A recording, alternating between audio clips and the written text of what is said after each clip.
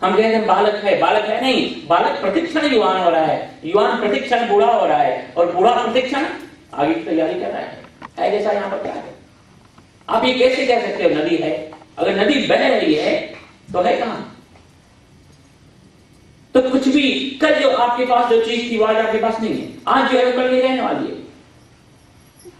अक्सर मैं लोगों से कहा करता हूं कि 10 साल पहले जो आपके पास पत्नी थी या 10 साल पहले जो आपके पास पति थे वो आज है नहीं है, 100% नहीं है। अगर आपको लगता होगा कि नहीं अभी तक तो उनको ही संभाल करके रखा है, तो आपका ये भ्रम दूर हो जाएगा। अगर आप शादी के दिन वाले फोटो उठाकर देखोगे तो कुछ भी नहीं बचा है, डालडे की खाली डब्बे की तरह हो गए, क्योंकि प्रतिक्षण सब कुछ यहां पर।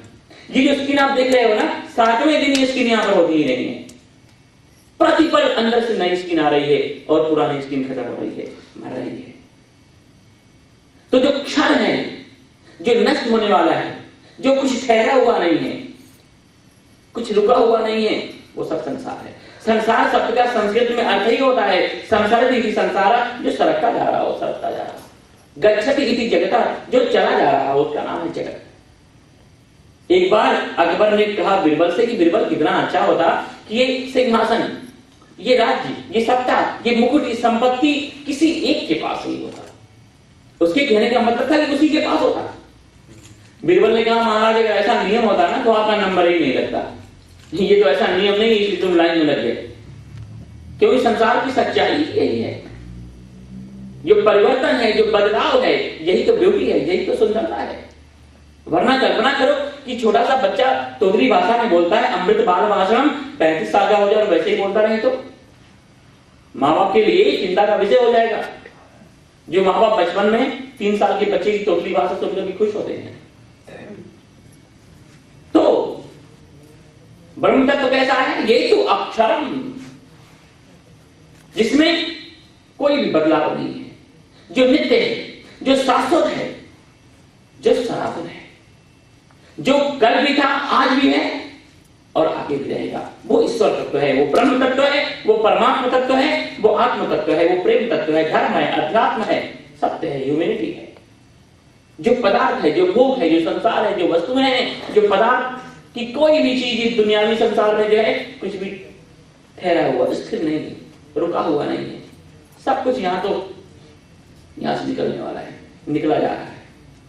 तो भगवान ने कहा ये तो अक्षर हम, जो अक्षर है, और अनिर्देश्यम, ब्रह्म तत्व के लिए निर्देश नहीं कर सकते हो कुछ आप, क्योंकि हर जगह भाई कण कण में वही है। यतो वाचा निवर्तन्ते नायमात्मा प्रवचनेन लभ्यो न मेधया न बहुना श्रुतेना, और अव्यक्तम उसको व्यक्त भी नहीं कर सकते, क्योंकि जिस चीज से व्यक्त करने जाओगे उसमें भी वही ब्रह्म तत्व है। सर्वत्र गम, वो हर जगह है। ऐसी बात नहीं कि वो मथुरा में ही है, वृंदावन में ही है, अयोध्या में, हरिद्वार या द्वारिका में ही है, वो अमेरिका में भी है।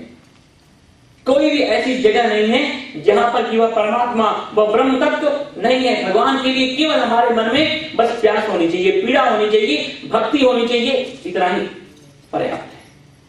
फिर तो वह प्रहलाद जैसे छोटे से बालक के लिए खंभा फाड़ करके प्रकट हो जाता है, केवल परमात्मा की प्राप्ति के लिए पर्याप्त है, इनफ है, उसकी बस प्यास। गोस्वामी जी ने रामायण के अंत में लिखा कि कामी नारी प्यार जिनी, लोभी प्रिय जिनी दाम, तिन रघुनाथ निरंतर प्रिय लागो मोहि राम। कि जैसे किसी कामी व्यक्ति को स्त्री प्रिय होती है, किसी लोभी व्यक्ति को धन प्रिय होता है, हे परमेश्वर तुम मुझे बस वैसे ही प्रिय लगने लग जाओ, बात बन जाएगी। तो भगवान के लिए अंदर की जो प्यास है, जो तड़प है, वो चाहिए। किसी बाहरी परिस्थिति या किसी बाहरी साधन के ऊपर परमात्मा की प्राप्ति जो है वो डिपेंड नहीं करती है, निर्भर नहीं करती है। सर्वत्र गम, हर जगह भगवान है, हर जगह भगवान। केवल प्रेम से पुकारने की देरी है, लेकिन जब तक हमारा भरोसा जो है वो संसार पर रहेगा, वस्तुओं पर रहेगा, पदार्थों पर रहेगा, तब तक भगवान का हमें अनुभव नहीं होगा। कहते हैं कि जब द्रौपदी की चीर पकड़ करके दुशासन खींच रहा था, तो पहले द्रौपदी ने पुकारा गांडीवधारी अर्जुन को, भीम को, नकुल, सहदेव, युधिष्ठिर, सब उसका विफल, उसका पुरुषार्थ। हार करके उसने अपनी साड़ी को अपने दांतों से दबाई कि चाहे हो सकता है मैं अपने आप को बचा लूं। जब उसने देखा कि ये बलिष्ठ दुर्योधन और दुशासन की भुजाओं से जो है मैं भी अपनी रक्षा नहीं कर पाऊंगी, तब उसने भगवान को पुकारा कि हे द्वारिकावासी, हम लोग तो नंगे ही पैदा हुए हैं और जाएंगे तो भी नंगे, हमारा कुछ नहीं बिगड़ेगा, लेकिन आज अगर हमारी लाज चली गई तो तुम्हारे भक्तों का तुम्हारे ऊपर से भरोसा खत्म हो जाएगा और अब मेरी लाज तुम्हारे हाथों में है। भगवान ने तत्क्षण वहीं पर वस्त्रावतार धारण कर लिया। बाद में द्रौपदी ने कहा कि कृष्ण, अगर तुम एक क्षण के लिए विलंब करते तो क्या होता, सोचो। भगवान कृष्ण ने कहा कि द्रौपदी, मैं तो वहीं प्रतीक्षा कर रहा था, तुमने विलंब किया है, तुमने देर की है। और जब तुमने पुकारा भी तो द्वारिका वासी क्या करके पुकारा तो मुझे वाया द्वारिका आना पड़ा। अरे कृष्ण कहती तो मैं वहीं प्रकट हो जाता। केवल उसके लिए, भगवान के लिए तो प्रेम पर्याप्त है। तो सर्वत्र गम, ऐसी कोई जगह नहीं है जहां भगवान ना हो। और अचिंत्यम च, हमारा चिंतन, हमारी बुद्धि, हमारा मन, हमारे विचार वहां तक नहीं पहुंच सकते हैं। कूटस्थम, भगवान कूटस्थ है, पर्वत की तरह अचलम, अचल, और ध्रुवम, निश्चय है ही, उसमें कोई संदेह ही नहीं भगवान के न होने में। लेकिन ऐसा ब्रह्म तत्व, ऐसा परमात्मा, ये गॉड, अल्लाह प्राप्त कैसे? भगवान ने 3 राजमार्ग बताए। सन्नियम्य इंद्रियग्रामम सर्वत्र समबुद्धयः ते प्राप्नुवन्ति मामेव सर्वभूत हिते रताः। हम बॉम्बे में परिवार में बैठे हुए थे, बहुत समय पहले की बात है। तो हम ऐसी बैठ करके भगवत गीता के पन्नों को जरा देख रहे थे खोल करके, तो पास में ही कुछ लोग बैठ करके ऐसी बातें कर रहे थे। तो उन्होंने कहा कि कोई ऐसा suit, Punjabi suit, ladies suit, उसकी बोली लगी इतने करोड़ में। तो मेरा ध्यान उधर गया, हमने कहा भैया उस सूट में ऐसी क्या खास बात थी कि इतने करोड़ उसकी बोली लगी? वो क्या कुछ सोने के तारों का बना हुआ था? तुमने कहा नहीं, कुछ विशेष उसकी बात तो नहीं थी। तो उन्होंने कहा तो भी इतने करोड़ में? तो उन लोगों ने कहा कि इसलिए उसकी बोली इतने करोड़ की लगी कि उसको इस फिल्म में जो है वो ऐश्वर्या राय ने पहना था। तो हमने कहा जब ऐश्वर्या राय ने माधुरी दीक्षित ने एक बार कपड़ा पहन लिया और उसकी इतनी बोली लग सकती है, तो इन मंत्रों को तो भगवान ने अपने श्रीकंठ से गाया है, अपने श्रीमुख से गाया है, अपने हृदय से गाया है, तो इसकी कीमत कितनी होगी? तो आप लोग बीमारों की तरह क्यों बोल रहे हो? संनियम्य इंद्रियग्रामम सर्वत्र समबुद्धयः ते प्राप्नुवन्ति मामेव सर्वभूत हिते रताः। मैं 6 घंटे बोल करके आ रहा हूँ, प्रवचन देकर के आ रहा हूँ। मॉर्निंग में 9 से लेकर के और 12 बजे तक, फिर उसके बाद 2:30 बजे से लेकर के और 5 बजे तक, और आप लोग तो सीधे घर से आ रहे हो, इसलिए अच्छी तरह से बोलो। भगवान ने कहा नियम में का अर्थ होता है अच्छी तरह से कंट्रोल करके, संनियम में बहुत अच्छी तरह से कंट्रोल करके, संनियम में इंद्रिय ग्रामम, जो भी हमारी इंद्रियां हैं, भगवान ने कहा कि अच्छी तरह से जब तक उनको हम कंट्रोल नहीं कर लेंगे उनके ऊपर, तब तक ब्रह्म तत्व की प्राप्ति नहीं होगी। ब्रह्म तत्व की प्राप्ति का पहला साधन कि अपने इंद्रियों के ऊपर हमें कंट्रोल होना चाहिए। भगवान ने ऐसा नहीं कहा कि विषयों को छोड़ दो, भोगों को छोड़ दो, संसार को छोड़ दो या परित्याग कर दो। भगवान ने कहा बस केवल कंट्रोल में रखो, संयम में रखो। भगवान ने खाने के लिए नहीं मना किया, खा करके बीमार पड़ने के लिए मना किया है। लेकिन देखो इतनी विचित्रता है कि कई बार तो लगता है जैसे भगवान ने जानबूझकर कि संसार इतना सुंदर बनाया है कि भगवान चाहते ही नहीं है कि सब लोग उनके यहां पहुंच जाए। और बाकी से ही सारी सारी खोपड़ियां अगर भगवान के पास पहुंच जाएं तो उनको कोई दूसरा स्थान ढूंढना पड़ेगा।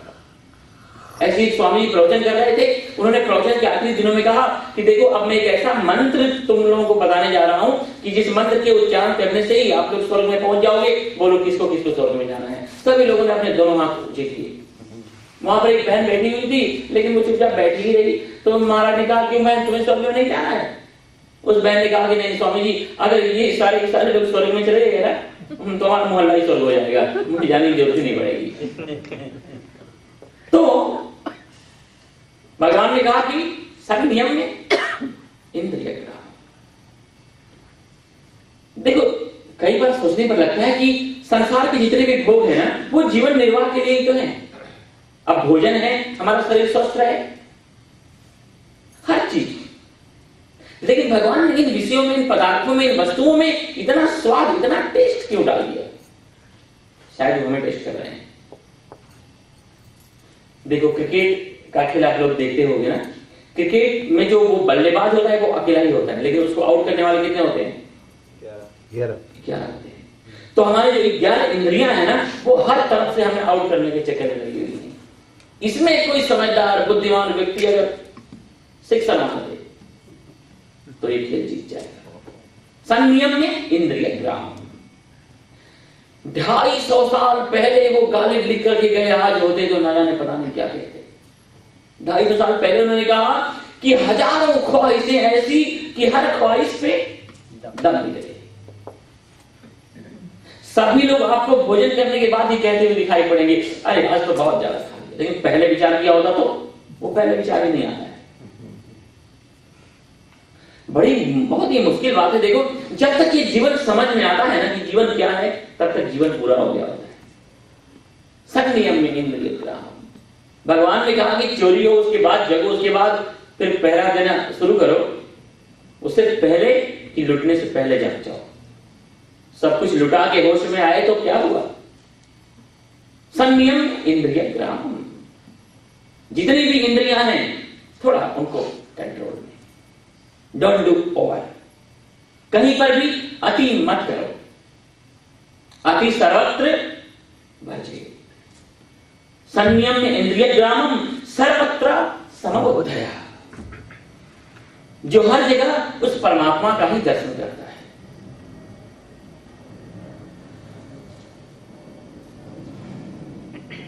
एक बड़ा अच्छा शेर है, यहां किसको पत्थर मारे कैसर कौन पराया है, शीश महल में हर एक चेहरा अपना लगता है। गोस्वामी जी ने कहा कि निज प्रभु मैं देखा ही जगत कैसन करेगी लोग। जब हर जगह आप परमात्मा का ही दर्शन करने लग जाओगे, भगवान ही जब आपको हर जगह दिखाई पड़ने लग जाएंगे तो अंदर का जो द्वेष है खत्म हो जाएगा। बोध और विरोध दोनों एक साथ देखता ही नहीं है। तो सर्वत्र समबुद्धया। जिधर देखता हूं उधर तू ही तू है, भगवान के अलावा और कुछ नजर ही नहीं आए। इस सब कुछ उसी से तो है। चाहे लाख ये इलेक्ट्रिकल इंस्ट्रूमेंट 2500 की 5000 की सब, उनके अंदर जो इलेक्ट्रिसिटी है, जो बिजली है, जो पावर है, जो फोर्स एनर्जी है, वो तो इक्वल है, एक ही है। ऐसा तो नहीं हुआ कि फ्रिज के अंदर जो इलेक्ट्रिसिटी आती है वो बड़े ठंडे किस्म की होती है, या फिर जो हीटर के अंदर आती है वो बड़ी गर्म किस्म की होती है, या फिर जो बिजली के अंदर आती होगी चमकती हुई होगी, या जो पंखे के अंदर आती होगी वो बड़ी घूमती हुई होगी।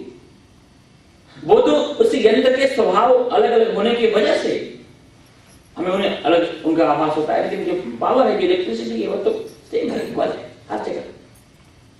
तो सर्वत्र समबुद्धया, जो हर जगह देखो संसार में कहीं सम नहीं है, सब विषमता ही है। जो विषम है वो संसार है, सम तो एकमात्र परमात्मा ही है। तो जो हर चीज को परमात्मा से ही जोड़ करके कि सबके पीछे जो शक्ति काम कर रही है, चाहे वो चींटी हो चाहे हाथी हो। भगवान ने गीता में कहा कि विद्या विनय संपन्ने ब्राह्मणे गवि हस्तिनी शुनि चैव स्वभागेजा पंडिता समदर्शिनः। विनय से संपन्न ब्राह्मण में हाथी के अंदर, कुत्ते के अंदर, चांडाल के अंदर, गाय के अंदर जो पहुंचे हुए लोग होते हैं वो परमात्मा को ही देखते हैं। उसकी ही सत्ता से सब कुछ हो रहा है। सर्वत्र समबुद्धया। भगवान ने कहा सर्वभूत ही दे रखा, जो प्रत्येक प्राणी के कल्याण में रत है, लगे हुए हैं। देखो, ये मनुष्य जीवन का बहुत बड़ा लाभ यही है कि आप किसी के काम आ सकते हो, आप किसी को हेल्प कर सकते हो। जीना उसी का है यहां जिसने ये राज जाना है। काम आदमी का, औरों के काम आना। कभी आपने ऐसा देखा या सुना कि कोई भैंस का बच्चा चरने के लिए गया हो और अपने मां के लिए एक बोझ घास बांध के लाया हो? नहीं, क्योंकि यही पशु प्रवृत्ति है कि आप आदमी चले। लेकिन मनुष्य है वही कि जो मनुष्य के लिए मरे। अगर आप किसी के काम नहीं आ सकते हो तो मनुष्य किस काम के हो? भगवान ने गीता में तो यज्ञ शब्द का इतना व्यापक अर्थ किया है। भगवान ने कहा कि वो सारे के सारे कर्म कार्य यज्ञ ही है जो आप किसी की कल्याण, किसी के भलाई के लिए कर रहे हो। परहित बस जिनके मन माकी तिनका जग दुर्लभ कछु नहीं। जिस व्यक्ति के मन में परोपकार की भावना है उसके लिए कुछ दुर्लभ है ही नहीं। लेकिन जो स्वार्थ से भरा हुआ है, जो सकाम भाव से भरा हुआ है, जो केवल बस अपना ही भला हो, अपना ही अच्छा हो, इससे भरा हुआ है, उसे कोई हेल्प नहीं करता। तो भगवान ने कहा सर्वभूत हिते रता ते प्राप्नुवन्ति मामेव। ऐसे लोग हे कुंती नंदन मुझे प्राप्त करते हैं। तो ब्रह्म तत्व की प्राप्ति के परमात्मा ने ये 3 राजमार्ग बताए। पहला राजमार्ग कि अपने इंद्रियों के ऊपर हमारा कंट्रोल होना चाहिए। एक बड़ा अद्भुत शास्त्र है कठोपनिषद। आप लोग जानते हैं कठोपनिषद में मृत्यु के देवता यमराज ने नचिकेता को ब्रह्म ज्ञान का उपदेश दिया है। नचिकेता के पिता थे मुनि वाजस्रवा। वाजस्रवा ऋषि ने बहुत बड़ा एक ऐसा यज्ञ किया जिसमें सर्वस्व दान में दे देना होता था। लेकिन जब दान देने की बारी आई तो वाजस्रवा मुनि ने क्या किया कि जो अच्छी अच्छी गायें थी वो तो बचा के रख रहे थे, और जो बूढ़ी गायें थी, जो अब दोबारा दूध देने के योग्य नहीं थी, जो बीमार थी, जो अब घास में नहीं खा सकती थी, जो बूढ़ी गायें हो गई थी, उनको दान में दे रहे थे। और एक पेड़ की ओट में छिप करके नचिकेता ने देखा और अपने पिता के मन में बैठे हुए लोग को भांप लिया इस छोटे से बालक ने, और कहा थे ये तो यज्ञ ही है ऐसा कि जिसमें सर्वस्व दान दे देना होता है, और ये पिताजी मेरे लिए ये इन अच्छी अच्छी गायों को छिपा करके रखे जा रहे हैं और बूढ़ी बीमार गायों को दान में दे रहे हैं, इनको सावधान करना चाहिए। तो उस छोटे से बालक ने जाकर के अपने पिता से कहा कि पिताजी इस यज्ञ में सर्वस्व दान में देने का विधान है, अब मुझे दान में किसे दे रहे हो जिसके लिए अच्छी अच्छी गायों को बचा करके रखे जा रहे हैं। तो जब 3-4 बार नचिकेता ने आग्रह किया तो वाजस्रवा मुनि की आंखें क्रोध से फट उठी। उन्होंने कहा तुझे मैं यमराज के दान में दे दूंगा। और वो तो बड़ा आज्ञाकारी बालक था, पुत्र था। आजकल पुत्र नहीं होते हैं, आजकल लड़के होते हैं जो लड़के होते हैं। तो नचिकेता ने सोचा कि अरे अब तो चलना चाहिए, पिता की आज्ञा हो गई। पहुंचा यमराज के यहाँ, यमराज के बाहर गए हुए थे किसी को लेने के लिए, और आने में 3 दिन उनको लग गए। क्योंकि उस समय तो कहते हैं कि पहले के जमाने में लोग बीमार पड़ते थे ना, तो 3-4 महीने तक, 5 महीने तक, 1 साल तक बीमार रहते थे, तब जाकर के मरते थे। ऐसा कहते थे कि हमारे वो भैंस पर चढ़ करके धीरे धीरे आते हैं। तो अभी तो यमराज भी चार्टर्ड प्लेन से आते हैं, 1 ही सेकंड में मामला पूरा हो जाता है। तो 3 दिन के बाद लौटे।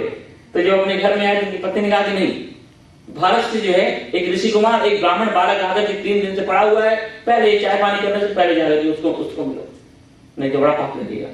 फिर यमराज आया छोटे से बालक से कहा कि बालक तुम 3 दिन से यहाँ पर पड़े हुए हो, अभी तुम्हारी उम्र भी नहीं हुई हमारे यहाँ आने की, क्या बात है, क्या कारण है? पहले तुम 3 दिन से भूखे प्यासे हो, इसके बदले में मुझसे 3 वरदान मांगो। तो ये नचिकेता ने कहा कि पहले तो मेरे पिता का गुस्सा जो है वो शांत हो जाए। तीसरा वरदान जो ऐसा मांगा कि यमराज भी उसमें टोक ले गए। नचिकेता ने कहा कि मृत्यु के देवता यमराज, मरने के बाद क्या होता है? मरने के बाद कुछ बचता भी है कि नहीं बचता है? और बचता है तो क्या बचता है? उसके बाद होता क्या है ये हमें बताओ। ब्रह्म ज्ञान क्या है, आत्मा क्या है, मृत्यु क्या है? यमराज ने कहा कि नचिकेता तुम्हारी उम्र बहुत छोटी है इन सब चीजों के लिए ये प्रश्न मत पूछो। अगर तुम कहो तो तुम्हें मैं अखंड राज्य दे दूं, युगों युगों तक जीने वाली तुम्हें उम्र दे दूं, दुनिया के सारे ऐश्वर्य तुम्हारे कर्मों में रख दो। लेकिन बालक, ये प्रश्न मत करो। नचिकेता ने कहा कि नहीं कहना था तो वरदान क्यों दिया, मांगने को ही क्यों कहा? मेरा तो यही मांगना है और कुछ मैं नहीं मांगने वाला। जब अच्छी तरह से यमराज ने इस बालक को परखा, तरह तरह के प्रलोभन देकर के, और जब किसी प्रलोभनों में ये बालक नहीं पता, तब उस यमराज ने, मृत्यु के देवता ने नचिकेता को ब्रह्म ज्ञान का उपदेश दिया। कठोपनिषद, बड़ा अद्भुत शास्त्र है उपनिषद। उसमें यमराज ने कहा कि नचिकेता, जो ये शरीर है ना, ये एक रथ है, और जो इंद्रियां हैं वो घोड़े हैं, और जो मन है वो लगाम है, और जो बुद्धि है वो सारथी है, और हम स्वयं आत्मा रथी है। अब कोई भी रथ अपने निश्चित गंतव्य स्थान पर कब पहुंचेगा? कि जब इसके सारे के सारे घोड़े हैं बिल्कुल व्यवस्थित जुटे हुए हो, और वो लगाम भी सारथी के हाथों में, सावधान सारथी के हाथों में हो, और वो सारथी भी अपने रथी मालिक के कहने में हो। देखो, हमारे इस जीवन रूपी रथ में कुछ निश्चित ही नहीं है। जितनी भी इंद्रिय रूपी घोड़े हैं ना, सब अलग अलग मार्गों पर भागे जा रहे हैं। मन रूपी लगाम का इतनी ढीली पड़ी है कि बस पूछो ही नहीं। बुद्धि रूपी सारथी स्वयं वित्वा मोहमयी प्रमाद मदिरा उन्मत्त भूतो जगत। भगवान ही बचा इस जीवन को। तो भगवान ने कहा कि संयम इंद्रिय ग्रामम, जो लोग अपने इंद्रियों के ऊपर विवेक के द्वारा, देखो वासनाओं के ऊपर जब विवेक का, जब समझदारी का, जब अनुशासन होगा ना, सब विचारों का, तो ये धीरे धीरे धीरे धीरे ये इंद्रिय रूपी घोड़े हमारे कंट्रोल में आएंगे। तो हमेशा विवेक के द्वारा, सद्विचारों के द्वारा, शास्त्र चिंतन के द्वारा, परमात्मा के द्वारा बताए गए मार्गों के द्वारा धीरे धीरे प्रयास करने पर, अभ्यास करने पर यह साध्य है, मुश्किल तो बहुत है। तो भगवान ने कहा कि जिन लोगों ने धीरे धीरे अपने इंद्रियों के ऊपर कंट्रोल करने का एक प्रयास प्रारंभ कर दिया है, और सर्वत्र संबुद्ध है, जो हर जगह भगवान का ही दर्शन कर रहे हैं, उसके अलावा कुछ है ही नहीं, और सर्वभूति देवता, जो प्राणी मात्र के कल्याण में, भलाई में, परोपकार में लगे हुए हैं, ते प्राप्नुवन्ति मामेव, वही लोग जो है मुझे प्राप्त कर पाते हैं। लेकिन भगवान ने कहा कि हे पार्थ, जो ज्ञान का मार्ग है, जो अव्यक्त का मार्ग है, थोड़ा सा डिफिकल्ट है, कठिन है, क्योंकि जो सगुण साधना है ना, वो इजी है, सबके लिए साध्य है। जैसे मान लो कि अगर छोटे से बालक को क सिखाना हो तो बहुत मुश्किल है, इसलिए पहले कबूतर को पकड़ के लाना पड़ता है, क से कबूतर, वरना कबूतर को भी नहीं पता है कि कौन सी समस्या है। लेकिन बालक पहले क को नहीं पहचानता, पहले कबूतर को देखेगा, खुश होगा, प्रसन्न होगा, उसके साथ परिचय होगा, दोस्ती होगी, तो कबूतर, ये क से कबूतर है, तो क को भी पहचानने लग जाएगा। ख से खरगोश, अब खरगोश और ख से क्या लेना देना है? ग से गणेश है, ग से गधा, गणेश से ग और गधे से ग से क्या लेना देना है? लेकिन बालक जो है वो पहले ग को नहीं पहचानेगा, पहले वो गणेश को देखेगा, पहले वो गधे को देखेगा, उसके बाद ग को पहचानेगा। ए फॉर एप्पल, एप्पल और ए से क्या लेना देना है?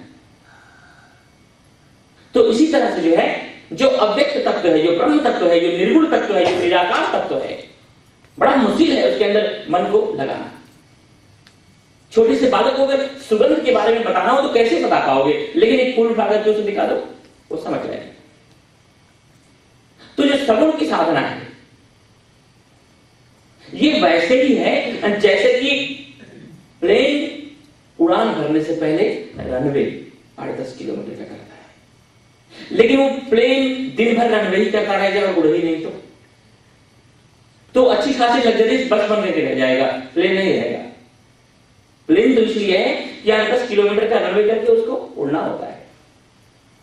तो परमात्मा की प्राप्ति का जो प्रारंभ है वो इस सगुण साकार की साधना से होता है, यह रनवे की तरह है।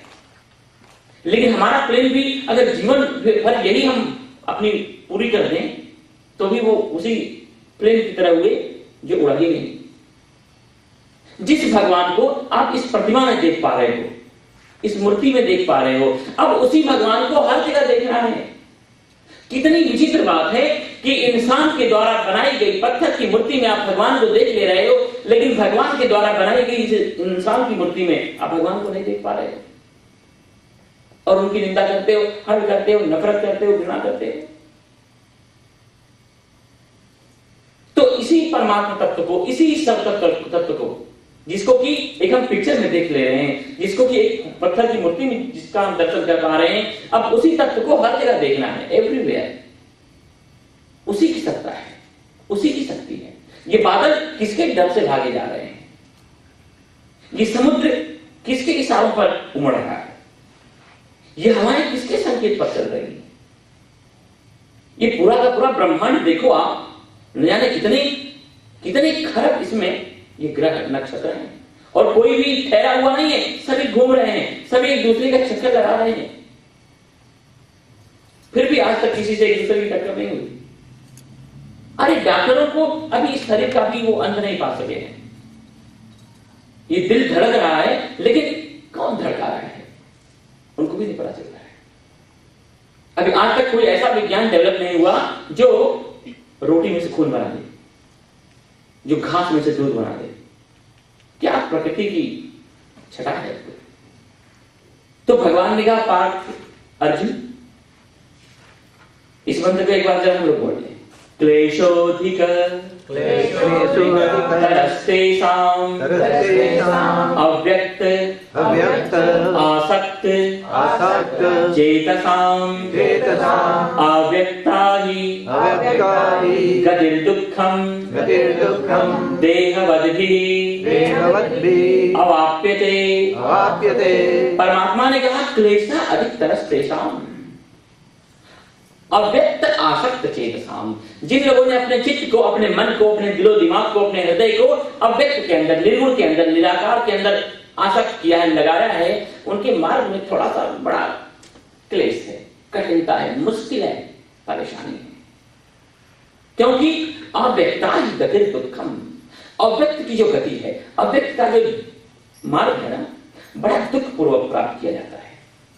क्योंकि जब तक देहाभिमान, जब तक अहंकार हमारा विगलित नहीं होगा, हमें ब्रह्म तत्व का अनुभव नहीं होगा। हमारे और परमात्मा के बीच में केवल एक अहंकार की ऐसी दीवार है जो हमें अलग किए हुए है।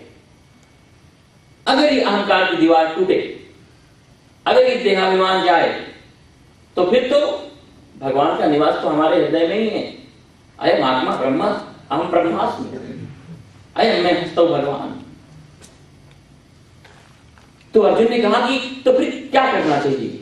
किसी व्यक्ति को ईश्वर तत्व की प्राप्ति करनी हो इसी जीवन में, तो है परमेश्वर, है परमात्मा, उसके लिए सबसे ज्यादा सुगम कौन सा कार्य करना श्रेष्ठ है?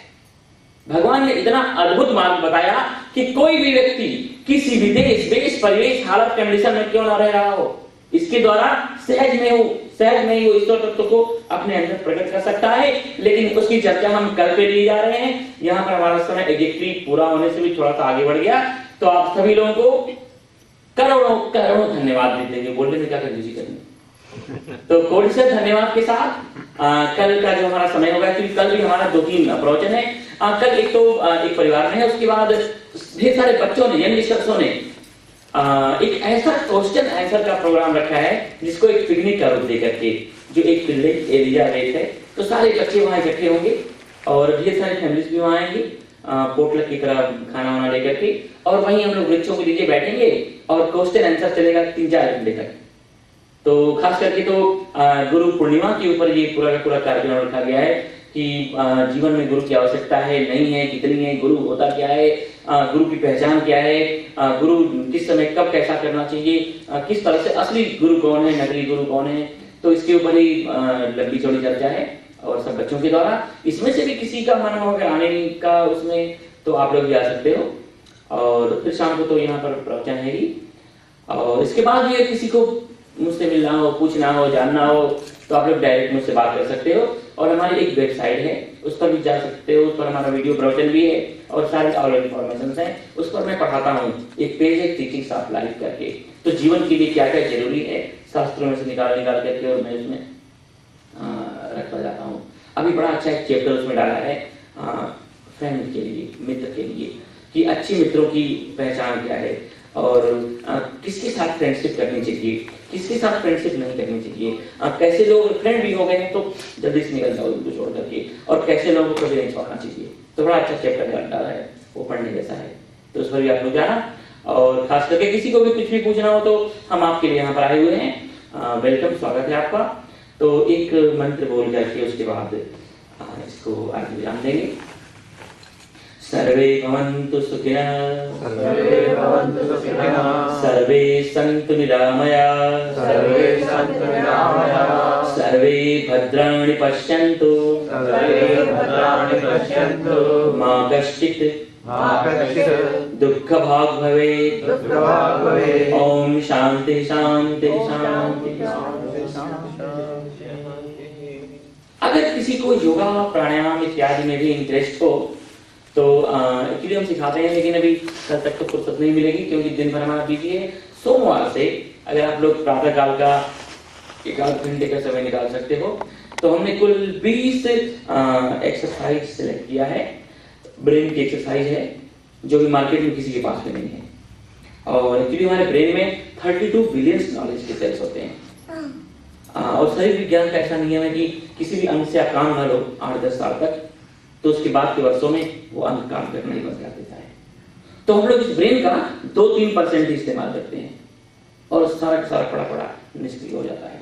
तो वो एक्सरसाइज करने से आपका जो ब्रेन है, जो ज्ञान तंतु है, वो सतेज होगा, सक्रिय होगा, एक्टिव होगा और स्मृति तरोताजा रहेगी, साफ बनेगी। कोई भी ब्रेन संबंधी बीमारी नहीं होगी, चाहे वो हेडेक हो, चाहे वो माइग्रेन हो, पागलपन तक दूर होता है। और आपको बता दो 1% में हम सभी पागल होते हैं, वो हमें पता नहीं चलता है, हम जिनके साथ रहते हैं उनको पता चलता है। तो ऐसे ही आंखों की, चेहरे की एक्सरसाइज आप करोगे, 90 साल के हो जाओगे तो भी आपके चेहरों पर झुर्रियां नहीं आएंगी, तरोताजा रहोगे एकदम टमाटर की तरह। और गले की, shoulder, arms, wrist, finger, lungs, intestine, अंदर के सारे ऑर्गन्स, कमर, नीज और टोस, स्पाइन कोड, 20 एक्सरसाइज है।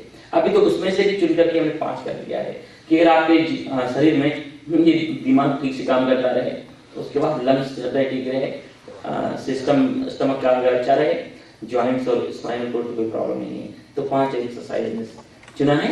उसके बाद प्राणायाम और थोड़ा सा मेडिटेशन बताते हैं। तो श्योर जरूर आप लोग बता सकते हैं ना, मिलना उनसे। तो अगर सवेरे मॉर्निंग में भी तो फ्री माउंट में हमारा था 6:45 से 7:15 तक, तो पूरा सवेरे मॉर्निंग में हाल बन जाता था और शाम को 2 घंटे बैठ करके हम लोगों ने 13वें अध्याय के ऊपर ऐसे ही चर्चा की।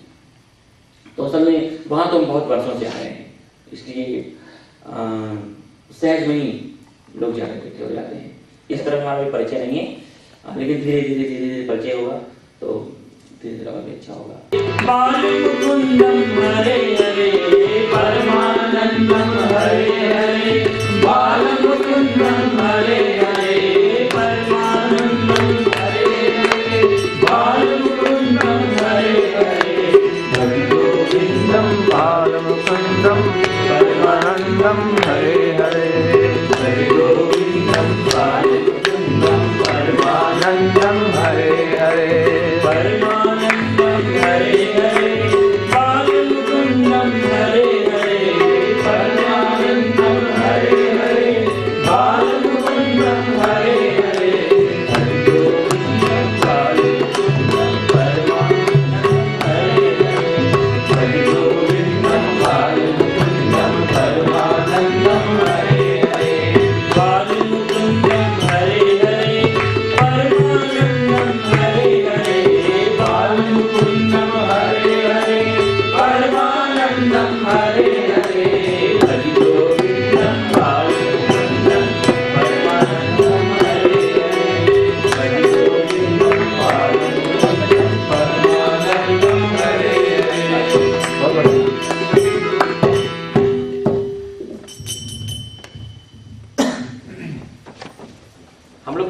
बैठिए, कोई इस पर दीवार है? नहीं नहीं। महाराज आ गए, अब तो शुरू हो गए। महाराज एक्चुअली हम आप ही बैठे हुए हैं। अरे मुझे पता था कि बस आप 8:15 बजे आइए होंगे।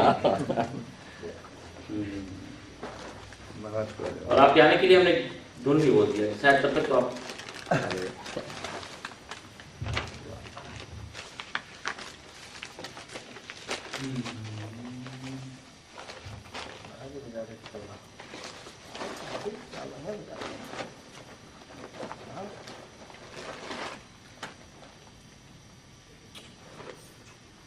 ओम वसुदेवसुतं देवं कंसचाणूरमर्दनं देवकी परमानन्दं कृष्णं वन्दे जगद्गुरुं वर्णानाम् अर्थसङ्घानां रसानां छन्दसामपि मङ्गलानां च कर्तारौ वन्दे वाणी विनायकौ प्रोद्भवन्ति प्रवर्तन्ते प्रलीयन्ते च जन्तवः यतो येन च यस्मिंश्च तस्मै कालात्मने नमः। रजोजुषे जन्मनि सत्त्ववृत्तये स्थितौ प्रजानां प्रलये तमस्पृशे अजाय सर्गस्थितिनाशहेतवे त्रयीमयाय त्रिगुणात्मने नमः।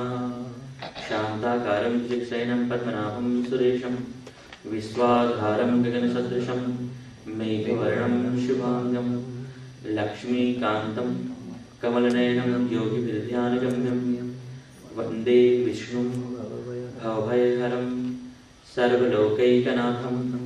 ॐ पार्थाय प्रतिबोधितां भगवता नारायणेन स्वयं व्यासेन कृतितां पुराणमुनिना मध्ये महाभारतम् अद्वैतामृतवर्षिणीं भगवतीम् अष्टादशाध्यायिनीम् अम्ब त्वां मनुसन्दधामि भगवत् गीते भवद्वेषिणी।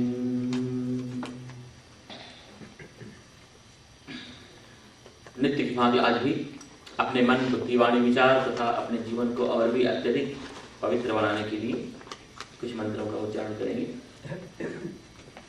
ओम भूर्भुवस्वः ओम भूर्भुवस्वः तत्सवितुर्वरेण्यं तत्सवितुर्वरेण्यं भर्गो देवस्य धीमहि भर्गो देवस्य धीमहि